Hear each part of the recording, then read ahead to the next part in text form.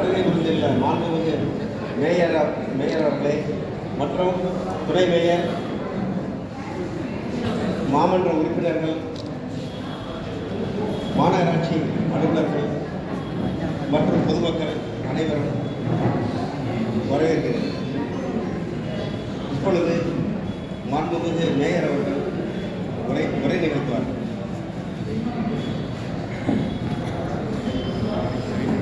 வணக்கம். கூட்டத்தின் நோக்கம் மக்களை தேடி தமிழக முதலமைச்சர் உத்தரவு கிடங்க பல்வேறு நடவடிக்கை எடுத்து வந்து எந்தெந்த பகுதியில் என்ன இருக்குது ஆராய்ந்து கடந்த மக்கள் குறைந்த கூட்டம் இந்த நிகழ்ச்சியில் இன்னைக்கு நம்ம பிளானிங்கில் முன்னீர் சார் அவர்கள் நம்ம பிளானிங்கி மற்றும் நம்மளோட பேசுகிறத கூட்டம் பேசுவோம். துணை மேயர், மண்டல தலைவர்கள், மாமன்ற உறுப்பினர்கள் அனைவருக்கும் வணக்கம். பத்திரிகையாளர் நண்பர்கள் வணக்கம். பொதுமக்களுக்கு வணக்கம். இந்த கூட்டத்தின் நோக்கம் நல்லாவே தெரியும். இது வரைக்கும் நம்ம ஒரு 4,500 வாங்கப்பட்டாலும் சொத்து வரி, பேர் மாற்றம் பல்வேறு கேட்டகரியில் வாங்கப்பட்டாலும் மெயினாக வந்து சாலை பொதுமக்களுக்கு என்ன தேவை என்று ஏற்கனவே நான் உங்களை சொல்லியிருக்கேன். ஸ்கூலுக்கு போகிறது, ஏரியா போகிறது, இந்த சாலைகள்லாம் போடப்படும். மாமன்ற கோரிக்கைப்படி சாலை போடப்பட்டது. சின்ன சின்ன சந்து கிட்டத்தட்ட மாநகராட்சியில் எல்லா சாலையும் 100% கவர் பண்ணியாச்சு. 278 சாலை பணி ஆரம்பித்து கொண்டிருக்கோம், நடைபெற்று கொண்டிருக்கிறது. அது படிப்படியாக மார்ச் மாதம், ஏப்ரல் மாதம் போட்டு அதை ஒரு மேக்குள்ளே ஃபுல் ஆகிடுவாங்க.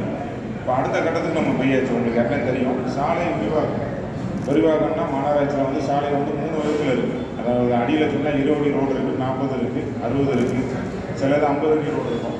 இந்த சாலையெல்லாம் முன்னாடி 5.5 அகலம் தான் வீட்டில் இருக்கிற ரோடு போட்டு ஆகுது. அது எவ்வளோ அகலப்படுத்த முடியுமோ நம்ம அகலப்படுத்தணும். நான் காலத்துக்கு தகுந்தபடி மாநகராட்சியில் முன்னாடி ஒரு 20 வருஷம் இல்லை 30 வருஷம் முன்னாடி பார்த்திங்கன்னா 3 வீடு 4 வீட்டில் தான் காரை சொல்லலாம்.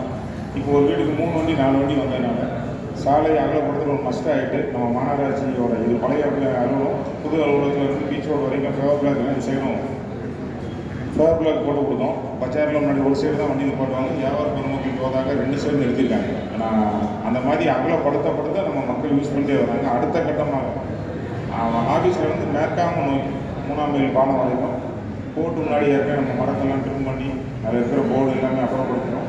அந்த இடத்துல அகலமான ஸ்ட்ரெச் கிடைக்கும். நாம் தமிழர் வளாகம் பின்னாடி ஃப்ரீயாக போனாலும் ஜிஹெச்லேருந்து போகிறது ஒரு சிக்னல் இல்லாமல் ஃப்ரீயாக போகிற மாதிரி அதையும் ரெடி பண்ணி கொடுக்கணும். இதே மாதிரி தான் நம்மளோட ஓல்டார் பார்க்லேருந்து ஓட வரைக்கும் 2 சைடு சென்ட் மேரிஸ் காலேஜ் பகுதி, அது வந்து கல்லூரி மாணவர்கள் கோரிக்கை வந்ததுனால அதுலேயும் ஃபேவரபுளாக இருக்கும். ஆனால் அதை பார்த்து நடந்து போகிறவங்க நிறைய இருக்கும் காலேஜ் போகிறவங்க.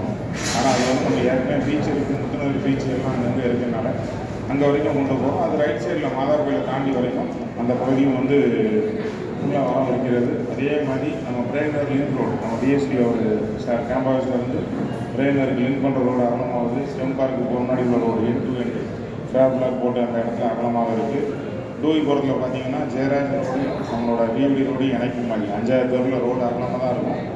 அகலமாக ரோடு அகலமாக இருக்கும், பிடி வந்து கம்மியாக தான் இருக்கும். அதை வந்து ஃபுல்லாக அகலப்படுத்தி அந்த சாலை போட முடியும். நான் எதுக்கு சொல்கிறேன் என்று கேட்டால், இந்த எண்டு போடுறதுல டஸ்ட்டு கம்மியாகுது, சுகாதாரமாக நம்ம வாழ முடியுது, டஸ்ட்டால் வர நோயெல்லாம் கம்மி பண்ணுறது. நம்ம மக்கள் செய்ய வேண்டியது எந்த சாலையை போட்டாலும் அதை வந்து 3 வருஷம் 5 வருஷங்கிற கணக்கில் தான் போடுறோம். எந்த ஒரு அதை உடையவோ இது ஏற்படுத்தான்னு பார்த்துக்கலாம். இந்த கிழக்கு மண்டலத்துக்கு உட்பட்ட பகுதி வந்து பழைய தூத்துக்குடி நிறைய இடத்துல நம்ம கருப்பு லைன் சேஞ்ச் பண்ணிட்டு வரோம். உதாரணம் வார்டு நம்பர் 25, 24, 23 நம்ம 2 வார்டில் தான் இந்த வார்டில் போட வேண்டியிருக்கு. 9 அடி கீழே இருக்குது. நினச்சோன்னா லீக் பார்க்க முடியாது. லீக் இருந்தாலும் பழைய கண்டம்னு